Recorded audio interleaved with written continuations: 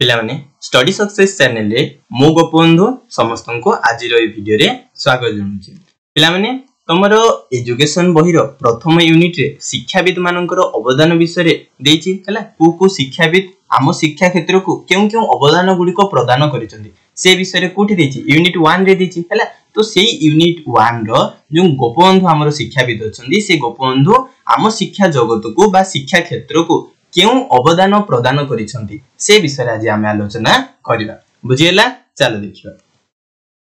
तो उत्कलमणि गोपबंधु दास पिलाने से उत्कलमणि गोपबंधु दास आम शिक्षा जगत को क्यों अवदान प्रदान करिसंती से विषय आम जानिबा पूर्वरु प्रथमे आगो चलो आम सेही कोन करिबा ना गोपबंधु केउठे जन्म ग्रहण करिथिले के तांको बापांको ना कोन थिला मांको ना कोन थिला से माने केमदी शिक्षा ग्रहण कले ए सब जिंस विषय आम जानिबा। तमाने भी जेतेबेले कोन करियो कहले लॉन्ग क्वेश्चन लिखियो से समय रे मध्ये गोपबंधुको जीवनी रो किछि तांको इंट्रोडक्शन पार्ट ते देबो कि नै। तो सेटा को हम एबे आलोचना करिबा जे गोपबंधुकर जीवनी बुझियला चलो देखियो। जदि हम कहिबा गोपबंधुको जन्म ग्रहण केबे करिथिले 1877 मसिया अक्टोबर मास 9 तारिख रे हला हम ओडिसा रो पुरी जिल्ला रे जो गुडी नदी थिला ना भार्गवी नदी बुझियले से भार्गवी नदी कूल रे गुडी गां थिला जे गां रो नाम होची कोन स्वांडो ग्राम। तो सेही स्वांडो ग्राम रे गोपबंधु जन्म ग्रहण करिथिले बुझियला। गोपबंधु केते मसिया रे केउठे जन्म ग्रहण करिथिले ना 1877 मसिया अक्टोबर मास 9 तारिख आ ओडिसा रो जो पुरी जिल्ला अछि पुरी जिल्ला रो भार्गवी नदी कूल रे थिबा गोटे गां ना जाना होची कोन स्वांडो ग्राम। सेही स्वांडो ग्राम रे गोपबंधु जन्म ग्रहण करिथिले बुझियला। आ जदि हमें तांकर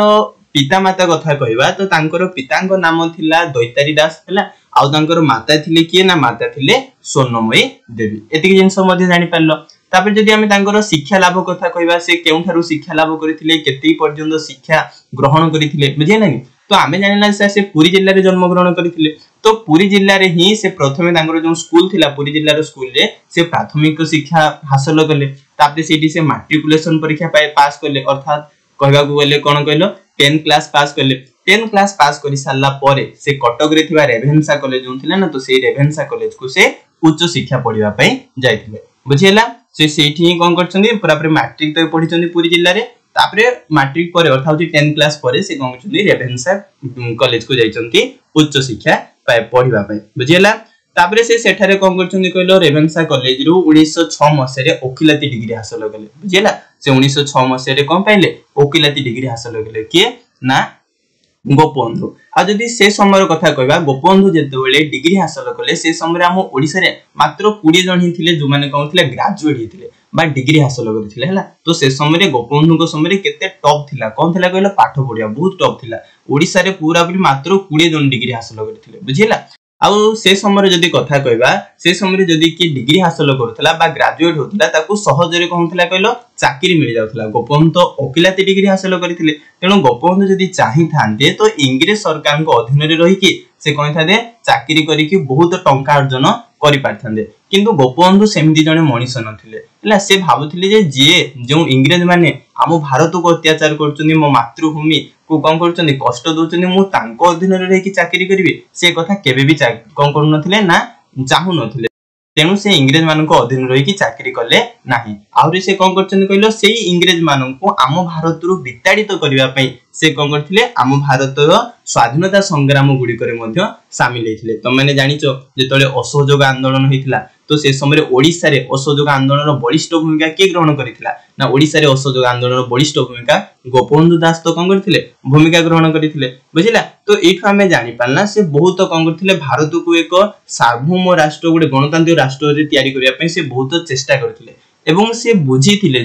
जे से समय जाय कि हम भारत को गुडे सार्वभौम गणतंत्र राष्ट्र परिणत कर दे पारिबा जे समय लोक माने कहबे शिक्षित होबे। तेनु आम भारत रो लोक मान को बा ओडिसा रो लोक मान को शिक्षित करिया पे से गुडे विद्यालय स्थापन करथिले जहार ना होची कोन सत्यवादी वन विद्यालय। तो एभली हिसाब रे से सब क्षेत्र रे तांकर कोन थिला कहलो भूमिका बलिष्ठ थिला बुझिला। तेनु आमे इठु जानि पालना जे सारे से गोपबंधु जे थिले से एकाधरे जने राजनीतिज्ञ थिले राजनीति क्षेत्र रे मध्ये बलिष्ठ भूमिका थिला ता सहित से जने शिक्षाविद थिले गुडे सत्यवादी वन विद्यालय तयारी करथिले सेठी पाठ मध्ये से निजे पढुथिले ता सहित से जने राष्ट्र निर्माता थिले भारत को एक सार्वभौम गणतंत्र राष्ट्र तयारी करिया पई से बहुत चेष्टा करुथिले आ जने समाजसेवी मध्ये थिले बुझिलेनी जेतेबेले हम ओडिसा रे 1866 मसिया नौंक दुर्भिक्ष पड़िथिला जानिचो सेटा हम ओडिसा रो बहुत दुर्दिन दुर्भिक्षटे थिला 1866 मसिया रे कोन नौंक दुर्भिक्ष सेही नौंक दुर्भिक्ष रे मध्ये ओडिसा रो लोक मान को बहुत सेवा सुतुरा करिथिले समस्त लोक मान को कोन करथिले सेवा करथिले तेणु से एकाधरे जने थिले राष्ट्र निर्माता जने राजनीतिज्ञ जने शिक्षाविद आ जने थिले कोन समाजसेवी तो एठु हमें गोपबंधु को गोटे जीवन रो गोटे छोटिया इंट्रोडक्शन कोन करला हमें जानि पारना बुझिला तो माने भी जेतोले लॉन्ग क्वेश्चन लिखियो प्रथम एंडी गोटे इंट्रोडक्शन दे देबो तापरे सर हमें एठु जानिबा जे सर शिक्षा क्षेत्र को गोपबंधु को अवदान कोन सर एबे ही आमे पढिना जे कोन अछि गोपबंधु गोटे विद्यालय स्थापन करथिले जहार ना होछि कोन ना सत्यवादी वन विद्यालय तो शिक्षा जगत को गोपबंधु को अवदान होछि ए तांकर सत्यवादी वन विद्यालय हला आ एटा एते महान थिला जे सत्यवादी वन विद्यालय को गोटे मनीष गढ़ा कारखाना बोली कहउथिला बुझिलेनी आ जे भी सत्यवादी वन विद्यालय रे पाठ पढुथिला ना से कहउथिला कहलो गोटे आदर्शवान छात्र गोटे कहछि उपयुक्त छात्र हिसाब रे बाहर को बाहरुथिला अर्थात कहया गेले सेठी पूरा जो माने पाठ पढुथिले से माने गोटे उपयुक्त छात्र होथिले तेनु ए सत्यवादी वन विद्यालय को गोटे मनीष गढ़ा कारखाना बोली कहउथिला बुझिला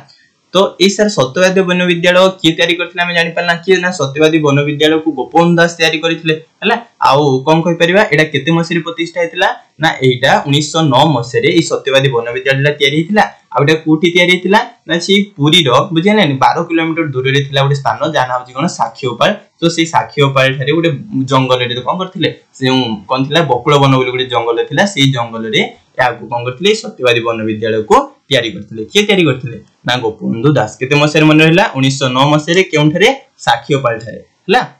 तापरे सत्यवादी वन विद्यालय जदी आरंभ कथा कहबा या 19 जन छात्रों को नै गोटे मध्य इंग्रजी विद्यालय हिसाब रे आरंभ होइतिला एटा हाई स्कूल नथिला हला अपर प्राइमरी स्कूल तक थिला 19 जन छात्रों को नै कि स्कूलटा आरंभ होइतिला तापरे कहछि कहलो धीरे धीरे 1911 मसिया रे ताको कोन कराला हाई स्कूल रो प्रथम श्रेणी खोलिला हला तापरे 1916 मसिया रे ए हाई स्कूल रो पिला माने विश्वविद्यालय रे अधीन रे रहि कि से माने मध्य कोन करले परीक्षा देले एवं परीक्षा रे मध्य उत्तीर्ण होले तो धीरे धीरे कोन हिची कहलो यारो पिला संख्या मध्य बढ़ी बढ़ी गला आ एथिरे बहुत पिला मध्य सत्यवादी वन विद्यालय रे उत्तीर्ण होबा को लागिले तेनु तापरे कोन करछन कहलो 1921 मसिया रे ए सत्यवादी वन विद्यालय को जातीय स्तरीय विद्यालय रो मान्यता दियाला पूर्वरो एहा गुडे आंचलिक विद्यालय थिला से जुं कोन थिला पुरी जिल्ला रो साखीओपाल बा से पुरी जिल्ला रे ही पिला माने पाठ पढि पारुथिले किंतु 1921 मसिया रे एहा गुडे जातीय स्तरीय विद्यालय रो मान्यता दियाला जातीय जे कोनो से हम भारत रो पिला मध्ये आसी कोन कर परिबो एठारे पाठ पढि परिबो तो 19 जन पिला को नेकी आरंभ होइथिला 1921 मसिया बेलु को एठी छात्र संख्या गेले केते 600 जन सेठी पाठ पढिबा को लागिले तो गोपबंधु को आदर्श रे अनुप्राणित होई कि ए सत्यवादी वन विद्यालय रे बहुत शिक्षक मध्ये चाहिले जे आमे भी कोन करिवो से सत्यवादी वन विद्यालय रे पाठ पढिबो तेनु आचार्य हरिहर दास पंडित नीलकंठ दास पंडित कृपासिंधु मिश्र पंडित गोदावरी मिश्र एमाने मध्ये आगे आसिले कोन करिया पे सत्यवादी वन विद्यालय रे पाठ पढिया पे तो ए जो 5 जन हेले 5 जन को पंचसखा बोली कहाउथला बुझिला कि 3 जन दास 2 जन मिश्र सर 3 जन दास के गोटे तो गोपबंधु दास आउडो जे पंडित नीलकंठ दास आचार्य हरिहर दास आ होचंदी 2 जन मिश्र के ना कृपासिंधु मिश्र गोदावरी मिश्र ए 5 जन को सत्यवादी वन विद्यालय रो पंचसखा बोली कहाउथला बुझिला तो आज हमें ए वीडियो रे गोपबंधु दास कर किछि जीवनी घटना हमें पढिला ता सहित से माने केते मसिया रे केउं थारे हिला किबळी भाबरे सत्यवादी वन विद्यालय तयारी करथिले से कथा मध्ये हमें आज पढिला तो हमें नेक्स्ट वीडियो रे सत्यवादी वन विद्यालय रो वैशिष्ट्य गुडी हमें आलोचना करबा से सत्यवादी वन विद्यालय किबळी भाबरे तयारी करथिले बुझिला तो पिला माने जो मानन को भी आम वीडियो बहुत पसंद लाउची ना तो वीडियो को लाइक करो पिला माने एते कष्ट कराई छी तम मान को पढा होची तो वीडियो को लाइक करो आ तुमे चैनल को मध्ये सब्सक्राइब कर दियो तम संग साथी माने भी जो माने ए वीडियो विषय जाननांती आम चैनल विषय जाननांती से मान को मध्ये ए वीडियो गुडी को शेयर करो बुझियला धन्यवाद।